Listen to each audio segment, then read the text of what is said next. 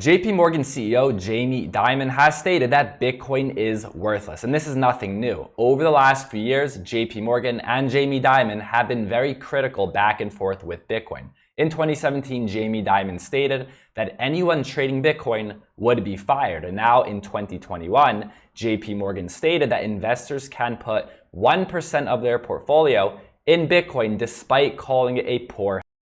But at this point, we can't take anything Jamie Dimon or JPMorgan says as truth, whether it is good or bad. Yes, these are the negative reports, but we've also seen over the last year, JPMorgan saying that gold will suffer as institutional investors buy into Bitcoin. So whether it's good or bad, every day it's losing its validity because JPMorgan has committed many major violations over the years. Just in 2020, JPMorgan was fined $1.26 billion for manipulating precious metals. They manipulate markets, not a surprise. And that's not only it. Since 2020, JPMorgan has been fined $35 billion in penalties for major violations. The list is long.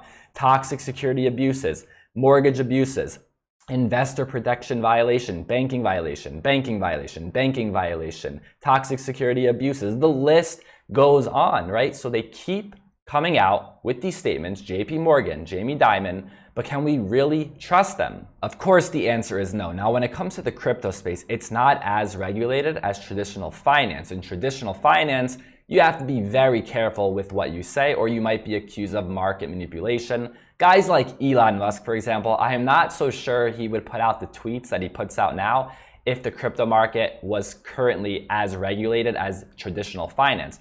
But it will get there. This is no secret. The crypto market will become very regulated. As Jamie Dimon stated, regulators are going to regulate the hell out of it. Speaking about Bitcoin and cryptocurrency, again, not a surprise. We have been speaking about this on this channel over the last year. Really, everyone has been speaking about this. It will be regulated, but it won't be banned. And Federal Reserve Chairman Jerome Powell stated that the US has no plans to ban Bitcoin and crypto, right? They want oversight, they want to control it, and most importantly, they want to collect taxes from it. So a huge difference between regulation and banning. And at this point, though, it is almost irresponsible for anyone with wealth to not have at least 1% of their money or their assets in Bitcoin. JPMorgan, as we know, even though they might say that Bitcoin is a poor hedge, they are still assisting their clients put in money, or at least 1% or a small percentage, into Bitcoin. And as billionaire investor Bill Miller stated, Bitcoin is now less risky at 43,000 than 300 because the asset and the space is growing. It's gotten to a point where Bitcoin is the national currency of El Salvador. That is absolutely insane, and it continues to grow, and it's likely that more countries will integrate Bitcoin into their ecosystem. So we had in the past that institutions and billionaires, they weren't really buying Bitcoin. Then over the last year, we are seeing that companies are adding Bitcoin to their balance sheet. We have seen guys like Kevin O'Leary in the past wasn't a fan of Bitcoin. Then over the last year, he stated he'll put in 1% into Bitcoin. But now he has updated that, stating that he wants to more than double his crypto holdings to 7%. So after watching a video like this, we get very excited or bullish, seeing how big money is getting into this space and how these statements from guys like Jamie Dimon are really losing their value. There's really no credibility.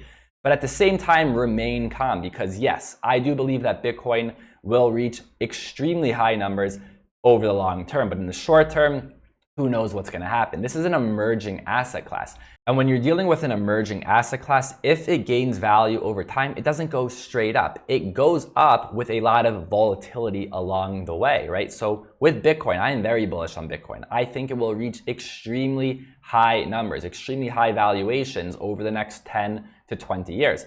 But because it is so volatile, but at the same time I want to participate, I make sure to dollar cost average. Dollar cost averaging for long-term investing is such an important concept. If you don't know what dollar cost averaging is, or maybe you know what it is, you're familiar, but you've never actually thought about using it, I definitely would recommend that you go ahead and watch this guide on dollar cost averaging. I do believe this is one of the most important videos on my channel when it comes to long-term investing. So be patient. Let's make money together over the long term.